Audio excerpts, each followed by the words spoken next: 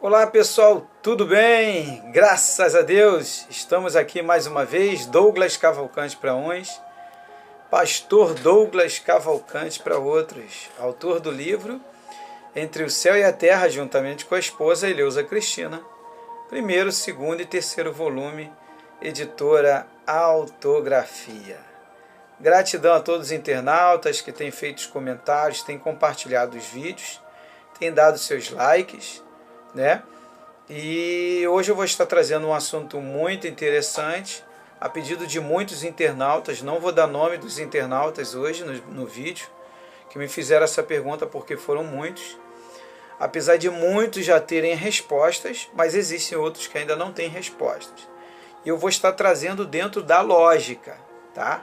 Dentro da lógica, mesmo sabendo que a Bíblia tem muitos erros, né, de tradução e contradições bíblicas, né? Existem estudos aí que já apresentam mais de 2.000 contradições bíblicas.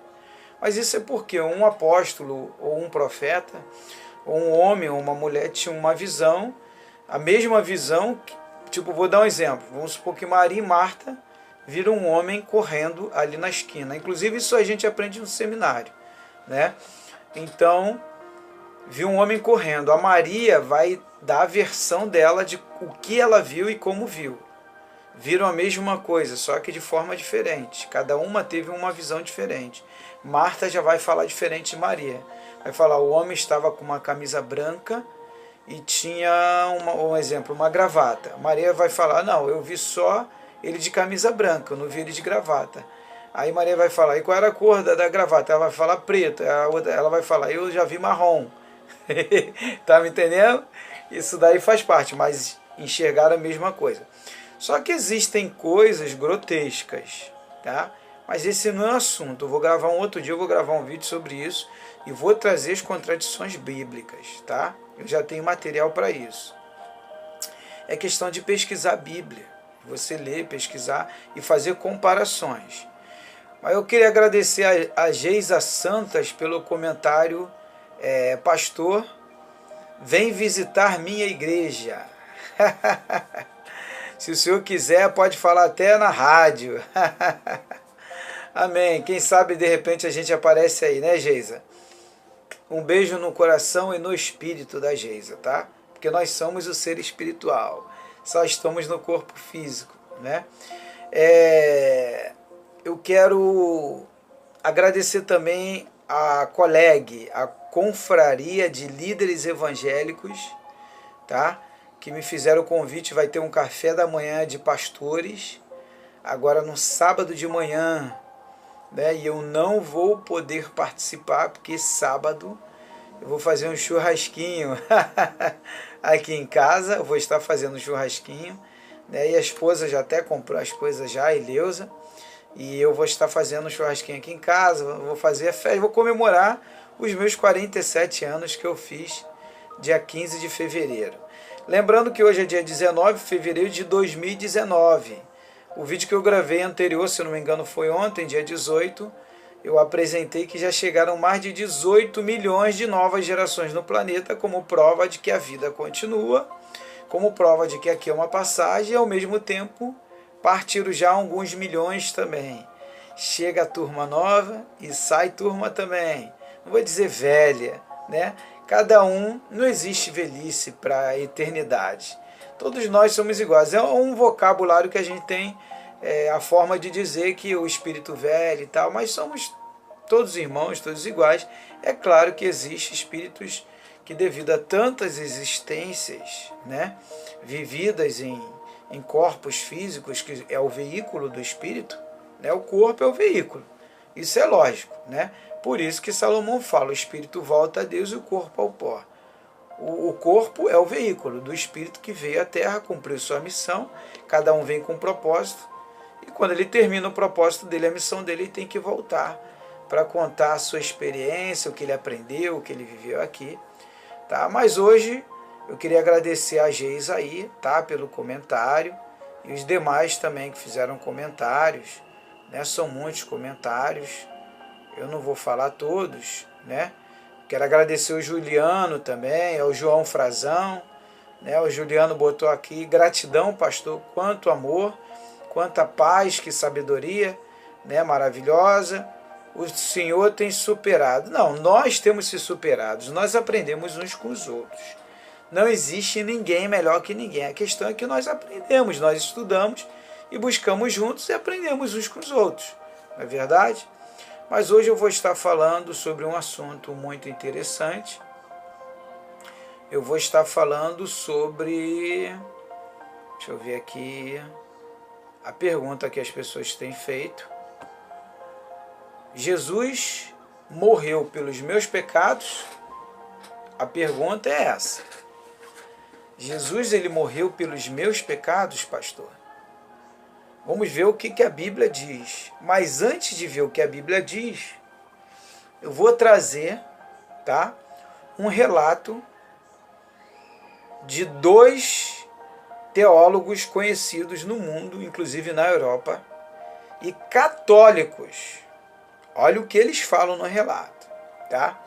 Mas antes eu vou ler aqui um tópico que eu preparei para vocês. Tenho recebido inúmeros contatos de irmãos que estão despertando. Isso daí vocês têm visto nos meus vídeos, né?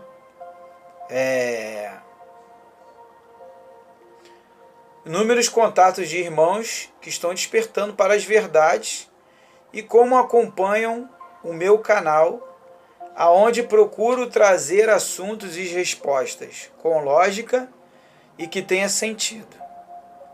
Essa é uma pergunta muito frequente, mediante ao despertar da consciência das pessoas. Então decidi escrever sobre o assunto, coletando informações de várias pessoas que estudam também sobre o mesmo assunto, de preferência trazendo a lógica e que tenha sentido, tá? Então, vamos lá. Alberto Maggi, ele é biblista italiano, frade da Ordem dos Servos de Maria, estudou nas pontifícias faculdades teológicas Marianum e Gregoriana de Roma e na Escola Bíblica e Arqueológica Francesa de Jerusalém, Israel. É autor de diversos livros, como A Loucura de Deus, O Cristo de João e Nossa Senhora dos Heréticos. Tá. Francisco Cornélio é sacerdote, já é outro escritor, sacerdote biblista brasileiro, é professor do curso de teologia da Faculdade Diocesana de Mossoró, Rio Grande do Norte, lá do Nordeste. Fez seu bacharelado no Ateneu Pontifício Regina Apostolorum em Roma. Atualmente está em Roma novamente, né? Está em Roma novamente, para o doutorado no Angelicum, Pontifícia Universidade Santo Tomás de Aquino, onde fez o seu mestrado. Os evangelhos são claríssimos, então eles vêm trazendo o relato deles. São 2 teólogos católicos, fora outros teólogos de várias denominações, religiões e filosofias que tem. Eu poderia colocar aqui, mas senão o vídeo ficaria enorme, tá? Então a intenção não é essa. A intenção é resumir tudo para o vídeo ficar resumido e abrir a sua consciência, expandir a sua consciência, tá? Os evangelhos são claríssimos, eles dizem. Jesus morreu, olha aqui o que eles falam. Jesus morreu porque confrontou o templo, confrontou a religiosidade, tá? Um sistema de dominação e exploração dos pobres de Israel na época. Jesus não inaugurou tempo da culpa, mas o da misericórdia. e o da vida plena para os pobres. A íntegra do artigo a seguir. Então vamos lá. No entanto, basta ler os evangelhos para ver que as coisas são diferentes. Jesus foi assassinado pelos interesses da casta sacerdotal no poder na época, aterrorizada pelo medo de perder o domínio sobre o povo. Aterrorizada de perder o domínio sobre o povo. E, sobretudo, deve ver desaparecer a riqueza acumulada às custas da fé das pessoas da época. Tá? Vamos lá ver mais o que eles dizem. Depois eu vou dar meu ponto de vista, vou acrescentar. Tá? A morte de Jesus não se deve apenas a um problema teológico, mas econômico. O Cristo não era um perigo para a teologia. No judaísmo havia muitas correntes espirituais que competiam entre si, mas que eram toleradas pelas autoridades. Mas para a economia, o crime pelo qual Jesus foi eliminado foi ter apresentado um Deus completamente diferente daquele apresentado pelos religiosos da época. Um pai que nunca pede a filhos, mas que sempre dá. Olha só. Olha o que eles apresentaram aqui, esses teólogos. Que Jesus ele veio ao mundo, eu sempre falo isso nos vídeos. Ele não veio apresentar um Deus que pede, mas um Deus que dá. Por isso que Jesus ele fala o quê? De graça vocês receberem, de graça vocês têm que dar. Nada de dinheiro, não tem que envolver dinheiro nenhum. Dízimo, oferta, nada disso. Tudo gratuitamente. Outro detalhe. Então eles estão mostrando aqui por que Jesus foi morto. Jesus foi assassinado. A próspera economia do Templo de Jerusalém da época, que o tornava o banco mais forte em todo o Oriente Médio, era sustentada pelo quê? Pelos impostos, ofertas e dízimos. E, acima de tudo, pelos rituais para obter, mediante pagamento, o perdão de Deus. Era todo um comércio de animais, de peles, de ofertas em dinheiro, frutos, grão, tudo para a honra de Deus. E os bolsos dos sacerdotes, ó. O que é sacerdote hoje? Pastor, presbíteros, bispos, apóstolos. Nunca saturados. Cães vorazes desconhece a sociedade. São pastores sem entendimento. Todos seguem o seu próprio caminho. Cada um procura a vantagem própria. Isaías, capítulo 56, versículo 11. Quando os escribas, a mais alta autoridade teológica no país, considerando o ensinamento infalível da lei, vem Jesus perdoar os pecados a um paralítico. Imediatamente sentenciam: este homem está blasfemando. Quer dizer, Jesus veio fazer uma caridade, um amor a um paralítico, que eles cobravam para ser curado. É o lencinho, é isso, é aquilo. Hoje em dia é isso. É a oferta, é o dízimo. Sabemos que o dízimo era usado só na tribo de Levi. E só foi implantado porque estavam roubando o dinheiro que entrava. As outras tribos não pediam dízimo. E Jesus veio trazer um novo testamento. Por isso que Jesus não pediu dízimo. Me mostra nos evangelhos aonde Jesus pede dízimo. Fogem quando toca nesse assunto. Conversa com pastores a respeito. Não, eu queria entender por que Jesus não pediu. Ah, mas porque dá a César o que é de César e a Deus o que é de... Não, não tem nada a ver isso, não tem nada a ver. Tem nada a ver. Tá me entendendo? Quando Jesus estava falando isso, é porque estavam querendo pegar Jesus.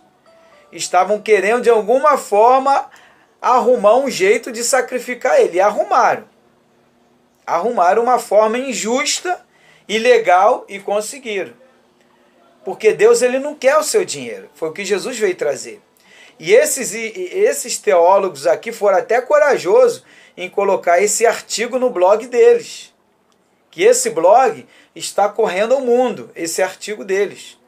Está correndo o mundo inteiro, né? Então ele diz aqui: e os blasfemos devem ser mortos. Levítico, aí eles usaram a lei de Moisés. Levítico 24, 11 e 14. Eles estavam dizendo que Jesus estava blasfemando. E aí quiseram usar a lei de Moisés para matar. Aí é onde entra. E amar o próximo e a Deus como a você mesmo. Cadê a prática do amor? Não estava nos mandamentos? Amar a Deus e ao próximo. E eles estavam querendo sacrificar Jesus. Assassinar Jesus. Porque Jesus estava demonstrando que não precisava o paralítico e ninguém utilizar de ofertas para receber uma bênção de Deus. Não precisava de dinheiro para isso. E aquilo ali já estava incomodando. Por quê? Porque eles usufruíam dessas ofertas, desses dízimos.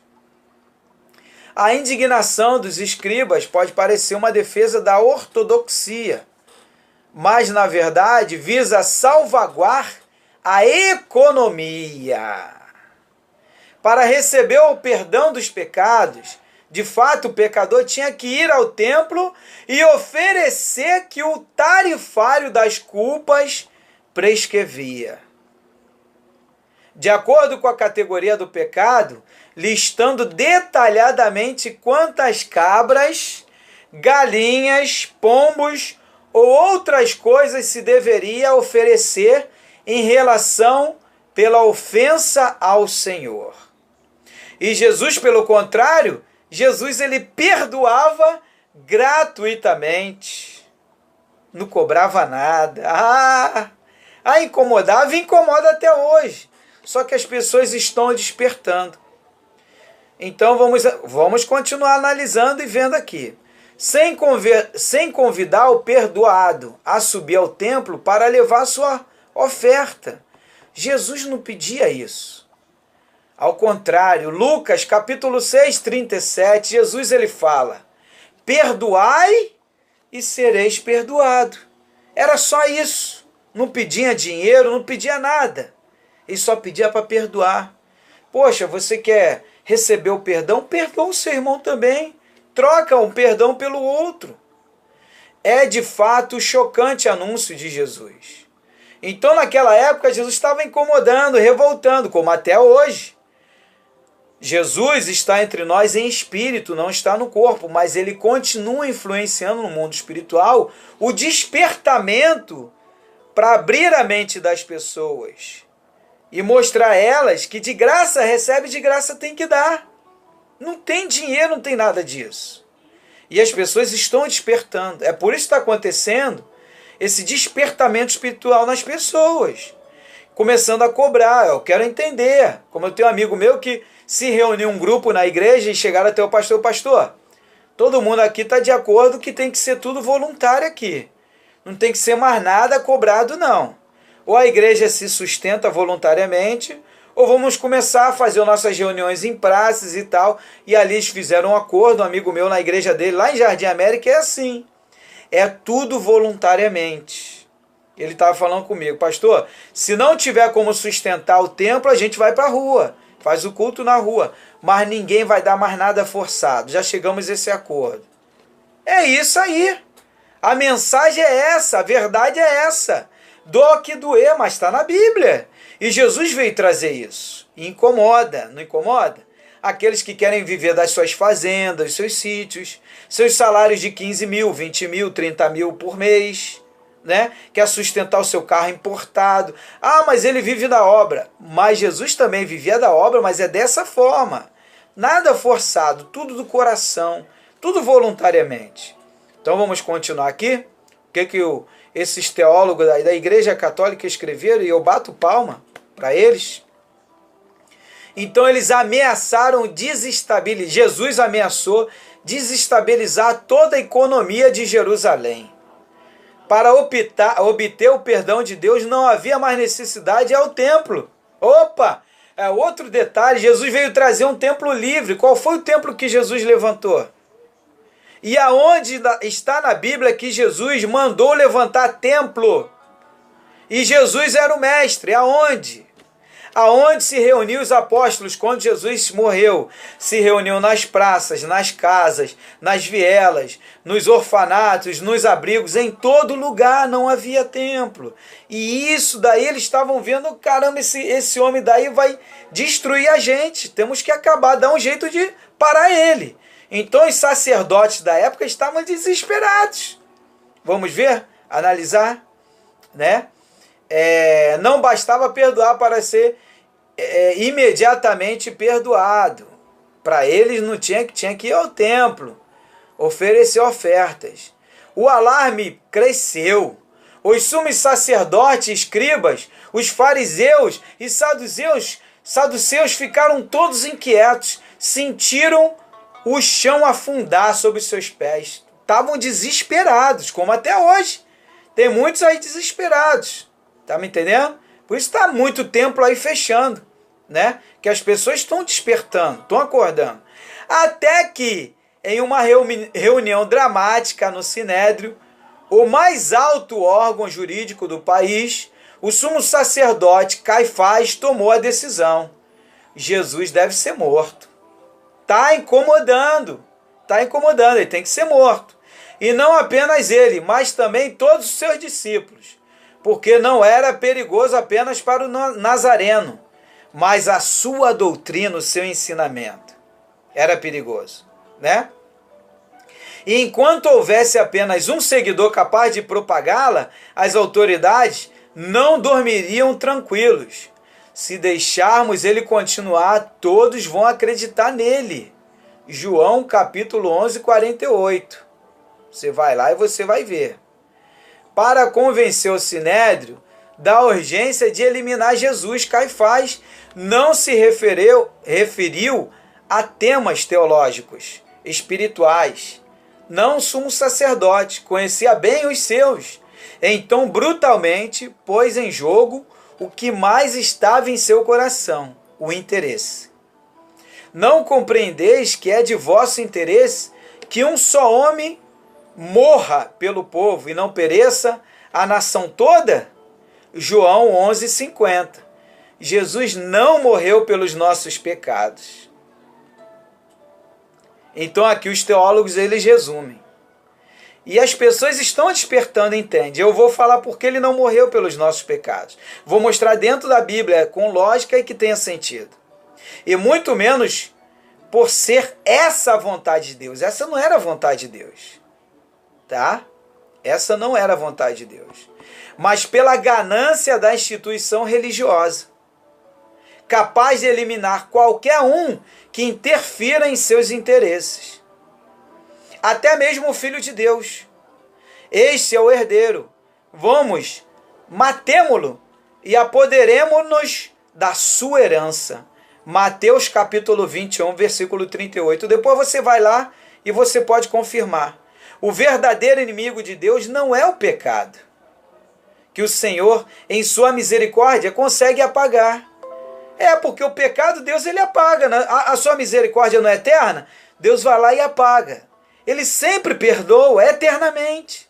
Mas o interesse, a conveniência e a cobiça que tornam o ser espiritual que está num corpo humano, o ser, porque nós somos espíritos em corpos humanos, vivendo e aprendendo na escola terra. Então esse ser, quando entra no corpo humano, não consegue conduzir esse veículo. E a ganância, a ambição com a ganância, com o poder, faz com que o espírito que está no corpo, ele perca a direção desse veículo. E aí comete esses erros. São assassinatos, homicídios, ganância, ignorância, poder. E é isso que nós temos que manter o controle, o equilíbrio, quando nós estamos nesse corpo físico. Nós temos que trabalhar isso, para que não haja esse desvio de conduta, de boa conduta para uma má conduta, deixar de ser um homem de boa índole para ser um homem de má índole, uma mulher de boa índole para ser uma mulher de má índole. Primeiro que o espírito não tem sexo, ele está num corpo físico, vivendo e aprendendo numa escola. Então o que você tem se esforçado para isso? Para que haja uma diferença na sua vida, para que você venha crescer, para que você venha evoluir, né? Então nós vamos ver alguns comentários, né, de algumas pessoas, de um debate que houve no grupo Guerreiros da Luz, que é um grupo que eu faço parte no WhatsApp, é um grupo muito bom, que são pessoas de várias religiões, filosofias, a gente troca assuntos sobre aquele determinado tema.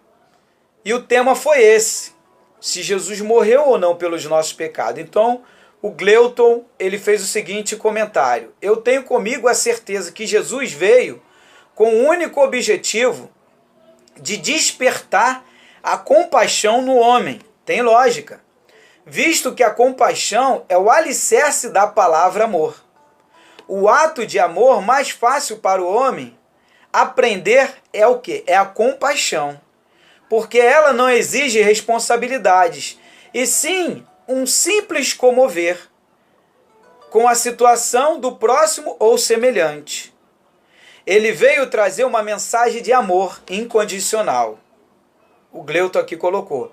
Contudo, sabendo do despreparo do homem para entender tal sentimento, seu foco estava na compaixão.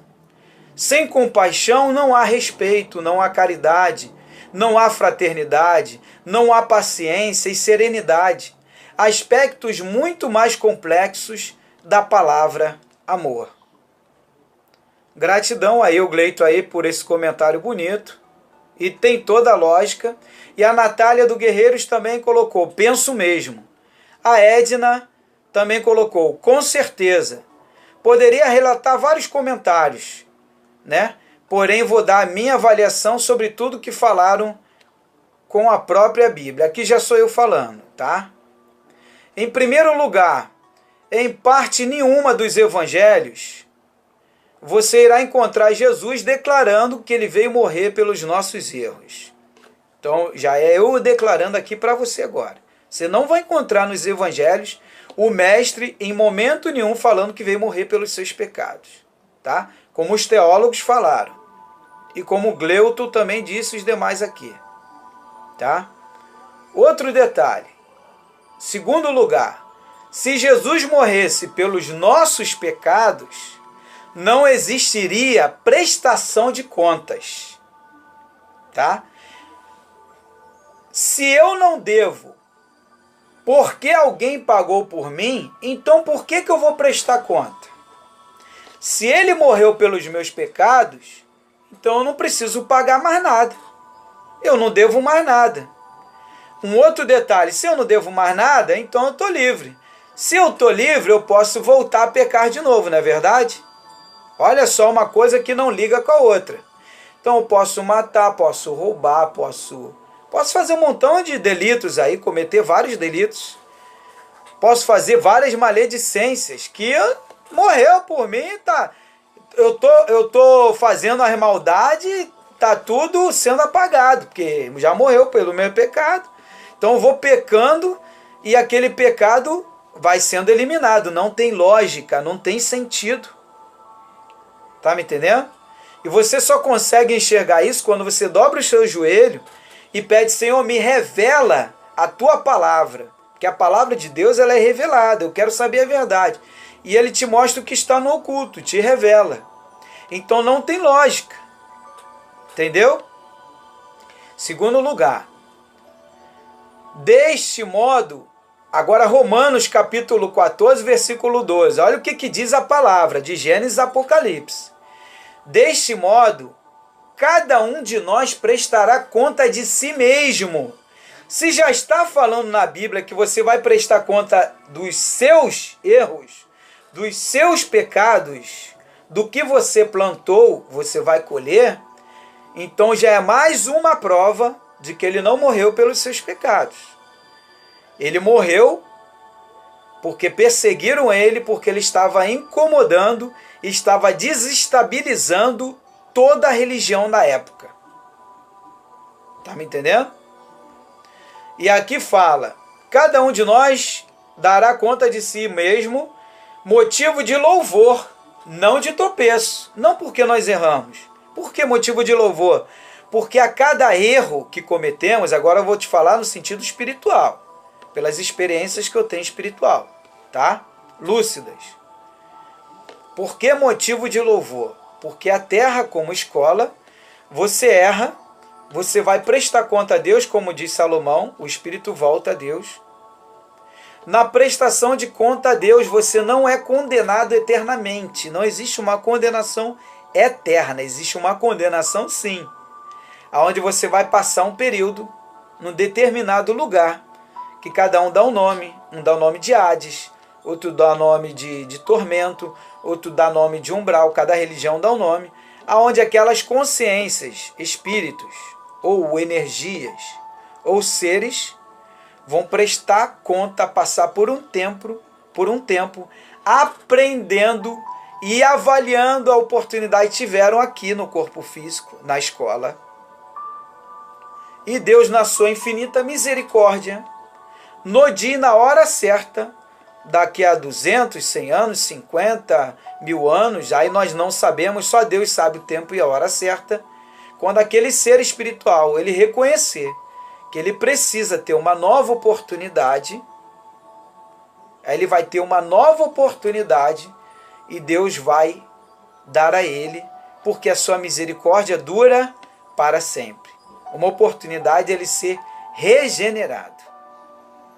E a gente vai ver isso aqui, tá? Vamos lá. Para isso existem as novas existências. Por isso que ao homem, que ao corpo, é dado morrer uma vez só. O espírito é eterno. Entendeu? Então vamos ver.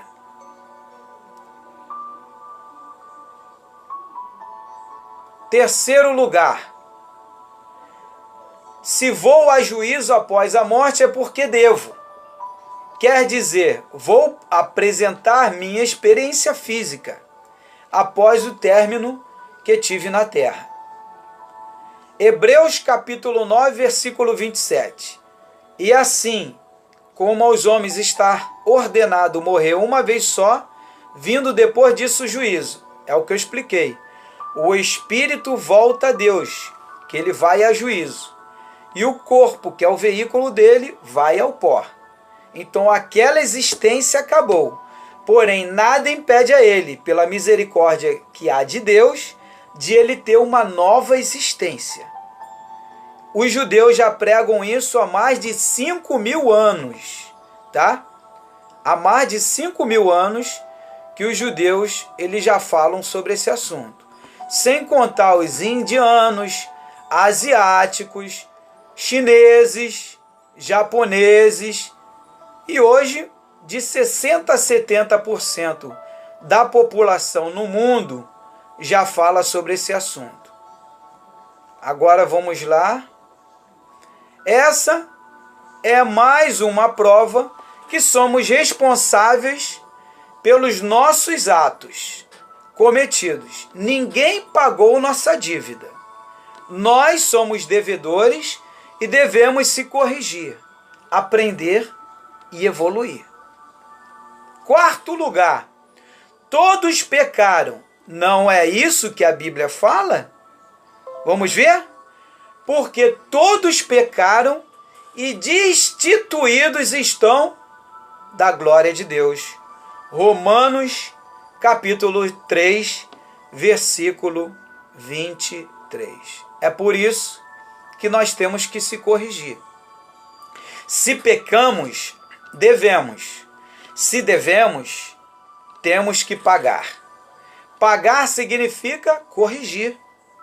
como somos seres de luz vivendo experiências físicas, não tem como aprender, corrigir, ser perfeito em uma única existência. Como somos o espírito e não o homem, temos muito que aprender ainda. Mas de uma coisa é certa: Jesus não se esqueceu de falar que veio morrer pelos nossos pecados. Será que Jesus esqueceu de falar isso? Não, eu vim morrer pelos pecados de cada um. Então, se ele falasse isso, teríamos que tirar da Bíblia todos os versículos que dizem que nós temos que dar conta, prestar conta a Deus. Se ele falasse, teria que tirar todos esses versículos. Aí seriam mais contradições bíblicas além do que já tem. Então é uma questão de raciocínio, lógica e entender que cada um de nós temos que prestar contas ao Criador. Vamos lá. A responsabilidade é individual. Cada um dará conta de si. A finalidade de Jesus vir, eu fiz um resumo, foi de mostrar a verdade, o amor que o Gleuton falou, o perdão, a justiça com ordem, veio desmistificar os rótulos. Não levantou templo nenhum e nem mandou levantar. Não ensinou a fazer reunião de 2 horas, Jesus fez nada disso. Não pediu dízimo, não criou campanhas, tudo isso ele veio mostrar na prática. Jesus, o que veio pedir? Jesus trouxe um evangelho livre, aonde as famílias se amam sem religião, rótulos e etc. Prevalecendo o amor. Isso incomodou na época e até os dias de hoje incomoda. E no mundo espiritual, isso não é tolerável aos seres espirituais. Tá? Agora eu estou falando como um ser espiritual. Nas minhas experiências fora do corpo, isso tudo é conversado entre nós no mundo espiritual. Quando eu estou lá vivendo as minhas experiências, que eu converso com os seres de luz, isso tudo é conversado entre nós. Nós teremos que prestar contas a Deus de tudo que fizermos e até daquilo que fizermos em segredo, seja o bem ou seja o mal. Eclesiastes capítulo 12, versículo 14. Porque todos devemos comparecer ante o tribunal de Cristo, para que cada um receba segundo o que tiver feito, por meio do corpo, ou bem ou mal. Paulo só está lembrando o que Salomão falou. 2 Coríntios capítulo 5, versículo 10. Vamos lá. E direi à minha alma: alma, tens em depósito muitos bens para muitos anos? Descansa, come, bebe e folga. Mas Deus lhe disse: louco, esta noite te pedirão a tua alma. E o que tem preparado, para quem será? Assim é aquele que para si ajunta tesouros, e não é rico para com Deus. O que Deus está falando aqui, Jesus fala, o que Jesus fala, né? O que Jesus veio trazer como um mestre, nosso mestre, é o seguinte, está lá em Lucas capítulo 12, versículo 19 ao 21. Então eu vou te revelar a mensagem espiritual desse versículo. O que Jesus está falando aqui, o que você tem investido? Integridade. Você está preocupado com a tua casa, com o teu carro, com as coisas materiais? Enquanto deveria estar preocupado com outras coisas, porque você vai deixar esse mundo físico e vai voltar para prestar conta. O que você aprendeu lá na terra? Passou pela terra, a terra é a passagem. Toda hora chega e sai, chega e sai. O que tu aprendeu naquela escola lá? Ah, eu me preocupei com a minha casa, com o meu carro, com isso. Não, tudo bem, não tem problema. Mas além disso, o que você se preocupou mais? Ah, eu me preocupei em ser uma pessoa íntegra. Tudo bem. Ah, não, mas eu tive casa, eu tive carro, eu investi muito nas coisas materiais, mas fui soberbo, fui avarento, fui vaidoso demais, eu fui ignorante, fui uma pessoa ruim, eu fazia maldade. Ah, é? Ah, fui mal educado, eu não tinha educação. Ah, é? Ah, então tá bom. Então vai para ali, para a esquerda. Essa passagem, o versículo, quer trazer isso. A revelação da mensagem é isso. A tua alma, o que tem para apresentar diante do Criador? Ah, não, foi uma pessoa amorosa, não fazia acepção de pessoa, estava sempre ajudando o próximo, não fazia discriminação, não era racista. Opa! Eu fui me lapidando, fui melhorando dia por dia, fui me aperfeiçoando. Opa! Vamos ver a nota dele de 0 a 10. Tirei um 7. Opa, coisa maravilhosa. Tá me entendendo? Então essa é a mensagem. Esse é o versículo. Mas vamos lá, outro versículo. Portanto, você, por que julga seu irmão?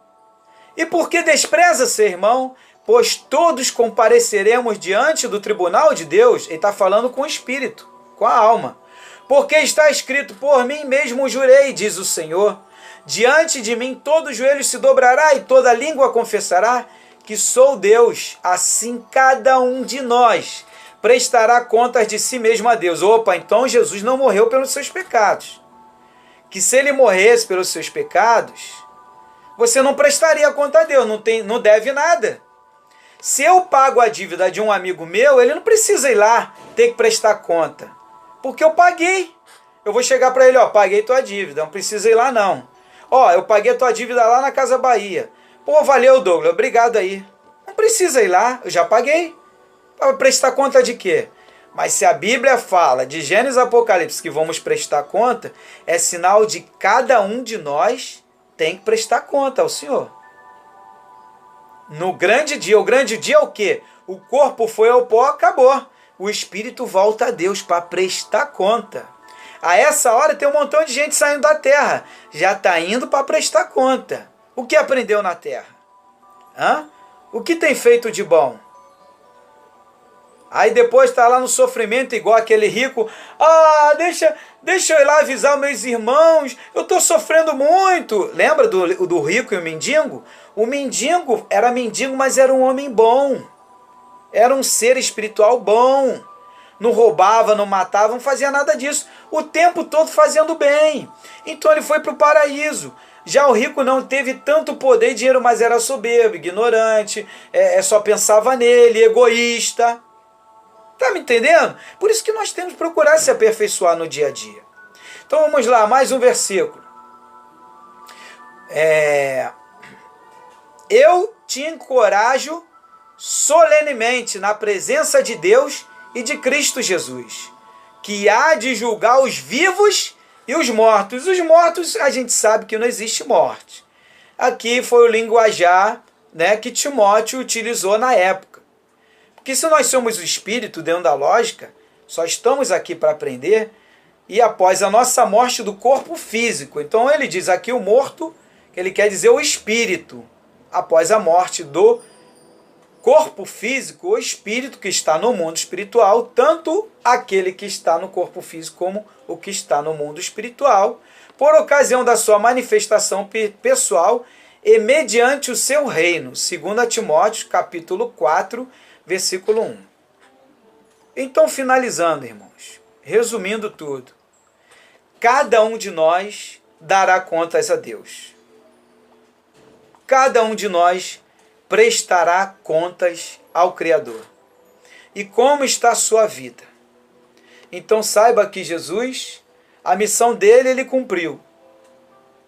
Ele foi até o final, ele sabia que ia acontecer isso com ele, mas libertou milhares de seres espirituais que ainda estavam presos às coisas terrenas, presos às coisas que não ajudam a evoluir, não te ajuda a você subir, não te ajuda a você olhar para o alto. Então Jesus veio nos libertar disso. Queres morar num reino de maravilha, num reino de paz, de amor em comum, de uma paz em comum, incomparável a esta da terra, e quer transformar também a nova terra, seja um ser de luz, evoluído, se lapidando, melhorando dia após dia, não condenando, não julgando, mas procurando aprender, entender, se aperfeiçoando e principalmente investindo no amor, que o amor é a fonte de tudo. É ele que vai ampliar os seus horizontes. É ele que vai te ajudar a ultrapassar as barreiras. É ele que vai fazer você enxergar o além. É o amor. E enquanto eu estou por aqui, meu WhatsApp é 21 986 31 6630. No YouTube, o canal é Projeto Vitória Cristina e o outro canal Douglas Cavalcante. No Facebook, Livro Entre o Céu e a Terra, a página Projeto Vitória Cristina, página Superação, página A Vida para Viver, página Fenômenos e página Morte Física. Mas as principais páginas é Livro Entre o Céu e a Terra e Projeto Vitória Cristina. Amados, você vai prestar conta a Deus. Essa hora já tem seres espirituais dando contas ao Criador, o Papai, a consciência maior, né? Já estão como prestando conta? Já são direcionados direto. Prestar conta, você já é direcionado direto para o lugar. O que você plantou é o que você vai colher do outro lado, numa outra dimensão diferente dessa, física. E para onde você vai? Você vai adormecer e quando acordar já está fora do corpo. Aonde? Num lugar de sofrimento, de treva, trevoso, que você procurou? Ou num lugar de luz, amor e paz em comum, sendo recebido por vários anjos, né? Ou seres espirituais, ou consciências, né? Que são energias. Aonde? Aonde você vai acordar agora? Independente da sua religião, que eu não trago mensagem religiosa. Que religião, para mim, é amar, não é rótulo, não é denominação. Religião, para mim, é ajudar o necessitado, igual o Tiago fala. Tiago fala isso lá, capítulo 1, versículo 27. Que é ajudar os necessitados, os que estão precisando. E agora? Aonde você vai acordar? Um beijo na sua alma, no seu espírito, tá? A alma são os sentimentos, emoções, né? Um beijo no coração. É claro que o coração vai voltar ao pó, né? Mas o coração espiritual. Tá bom, pessoal? Gratidão. Obrigado mais uma vez. E vamos investir na humildade, na simplicidade e crescendo sempre em graça. Um forte abraço. Shalom. Adonai.